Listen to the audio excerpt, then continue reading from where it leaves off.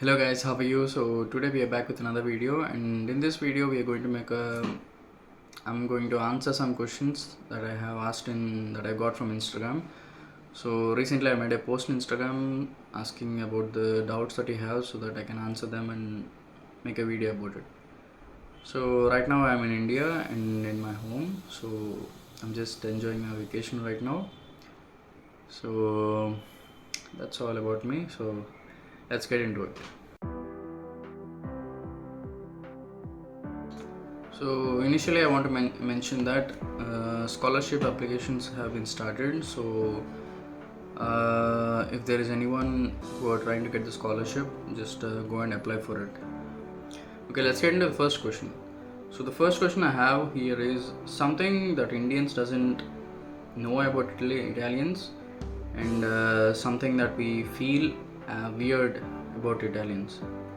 So I've been with some of the Italian friends, and they were actually nice to me, and they were speaking good with me, and uh, they were actually friendly. So while they were speaking, they speak loud, and they'll be using some gestures like this, and it's their normal routine. Everyone is expressive over there, so we cannot say they are bad or good or something. They are just fine with us because they respect Indians, and you don't have to worry about it.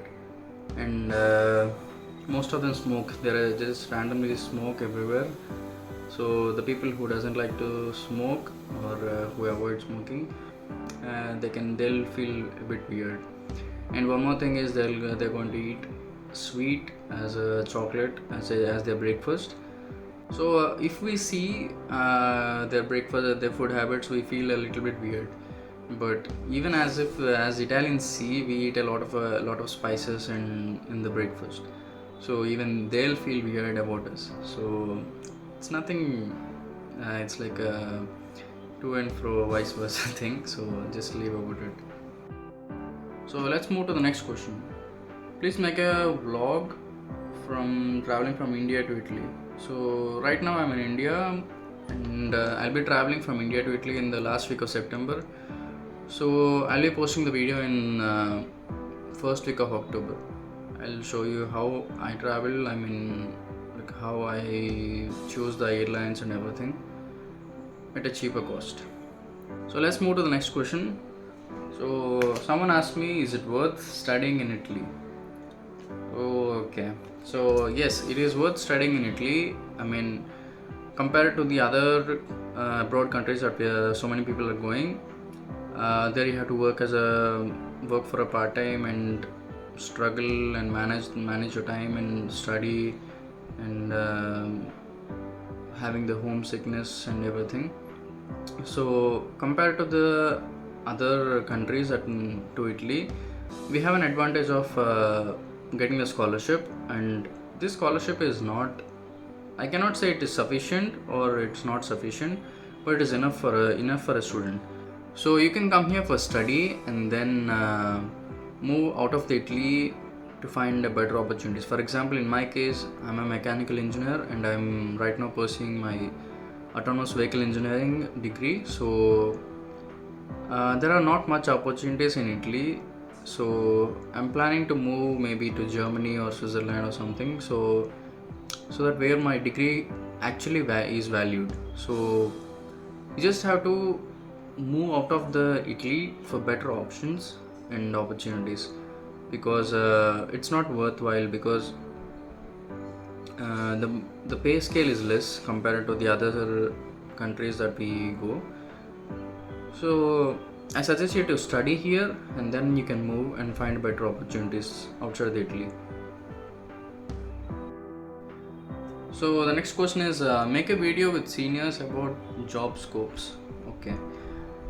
This is content for one more video, but I can give you an example. One of my friend, he completed his data science degree in University of Naples Federico. So he's right now working as a data analyst for 2,000 euros per month. I mean, not exactly 2,000 euros, but around 2,000 euros. I'm not exactly sure, but he's right now working in Naples. So he works only 1 week, I mean 5 days a week. Usually it's how it works in Italy. So he works 5 days a week and earns 2000 euros. So getting 2000 euros is okay for to stay in Naples. But if you move away from Naples and go for the south, North Italy, or any other better country, you can just get much better pay scale than this. So the next question is education system. How many subjects, number of classes per day, examinations, lectures? Okay, this is a big question. So education system is like we have to attend all the classes. And they don't have attendance, but you can just you have to attend the classes for your sake. It's not, they won't insist you to come to the classes, learn something, and bro, you're in masters, so you just have to understand for yourself and you have to learn.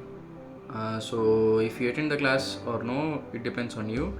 But after you finish your classes, you have to give your exams. Most of the exams are like viva or a presentation based. You have to do a project, you have to make a presentation, and then you will be facing a viva questions.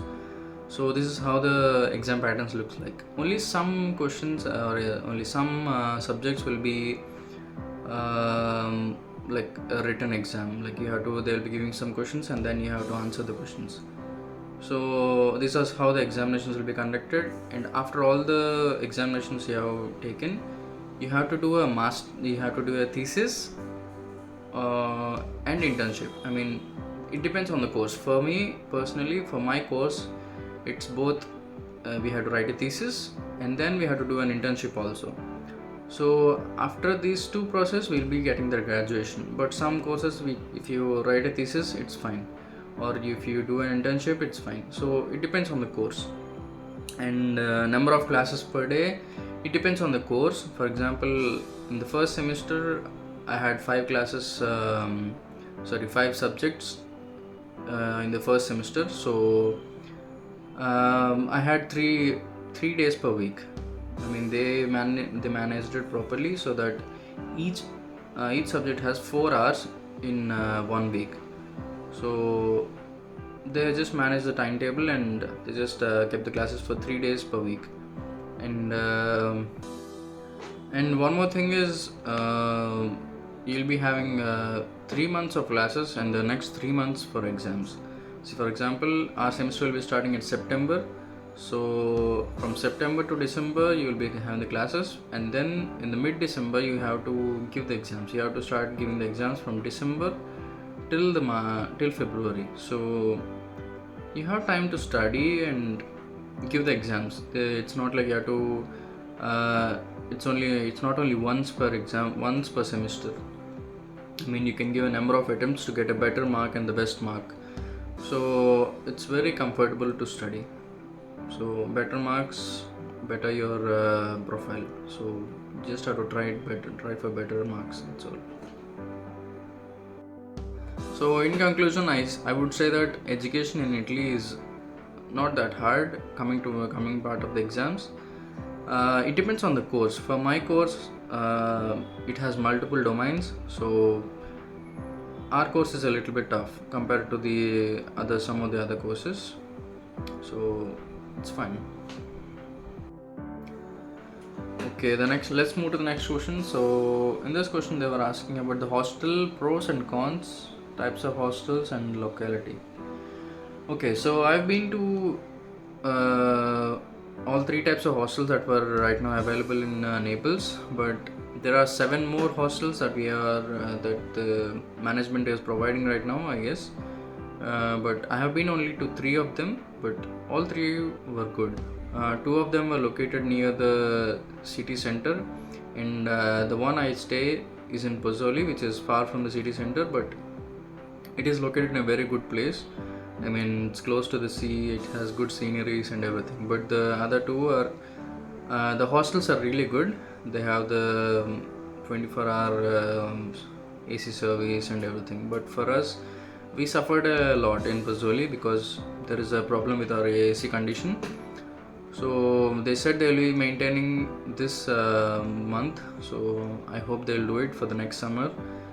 So It's fine. It's okay. The hostels are really good. You can just choose the hotel which is the hostel which is close to your university. Uh, I would like to change to Pathno because which is close to our university. So it depends on after you come here, you can just choose whatever they give. But if it is not close to your university, you can try to ask them and maybe they can help to try to change the hostel which is close to your university. So all the hostels are good, so you don't have to worry about it. In the winter season, you just have to get your blankets, that's all. Everything is fine.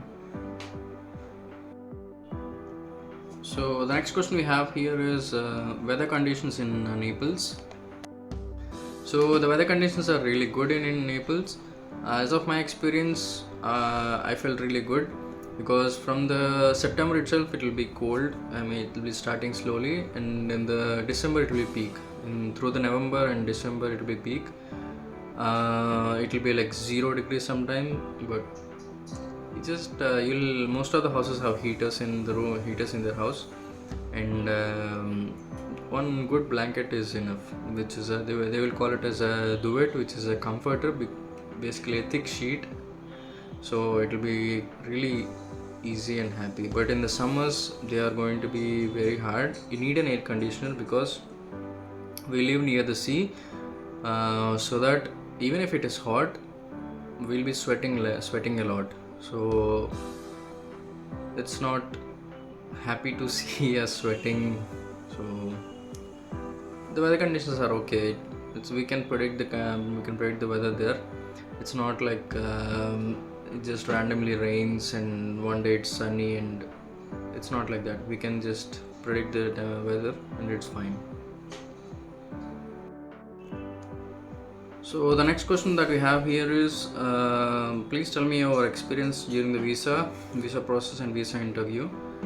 So I have to make a complete video on this because it's not I cannot close it in 2 to 3 minutes because it has a lot of stuff to talk.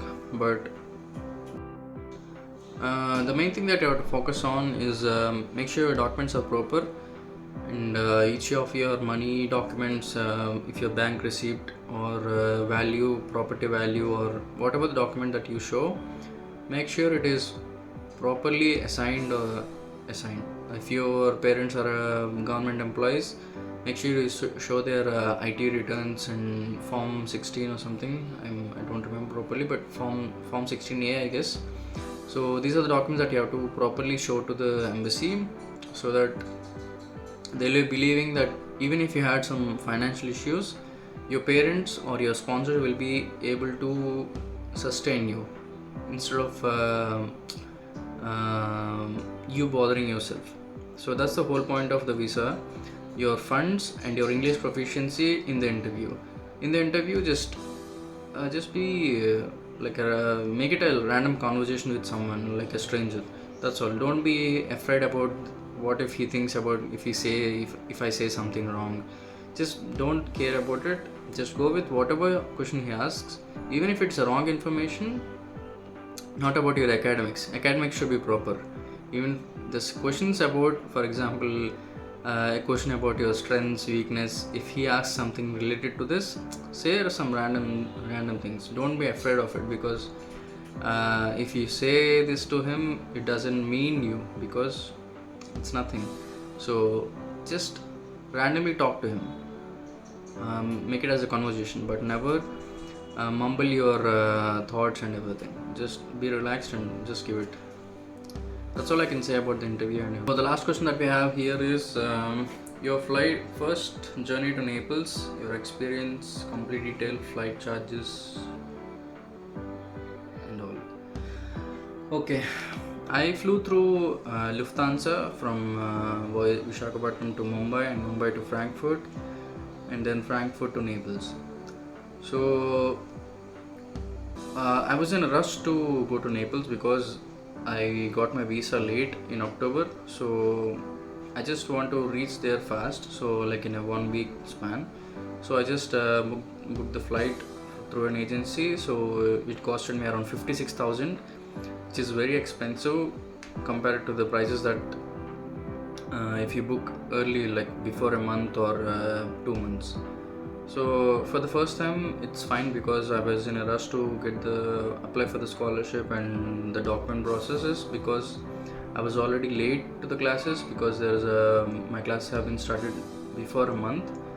I was attending online, so I was in rush, so that I just went fast. So initially I just went to Kasarta, which is 40 minutes from the Naples. So Kasarta was really nice, but the moment I came back to Naples, there is a center called Garibaldi. So in this area, it is not at all fine, because if you go there and see, there are a lot of Africans. So you'll be terrified seeing them, because the place is not good. The place is stingy and it's not at all good. So these are the places that we have to avoid, because there's a lot of theft and robbery in these places. So you have to be careful in this area. So after this, I luckily found a senior from my course, and he helped me in the accommodation and document processes. So I just settled down there like 1.5 week after I reached there. So it's a good one. I felt really fine. So yeah, that's the end of the video, guys. All the questions are done, and there are 2 more videos in pending for the list of items that you have to carry, because so many people are going to travel now.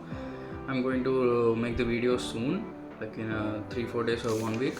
And after this, there is one more question that I did not answer, which is budget trips in Europe, with all the info. So I'm going to share all the details soon. And India to Italy vlog is coming next month itself, because I'm going to travel in the last week of September. I cannot make it earlier because I'm in India. So that's the end of the video. Thanks for watching till here. If you watched till here, you have to subscribe. See you soon. Ciao.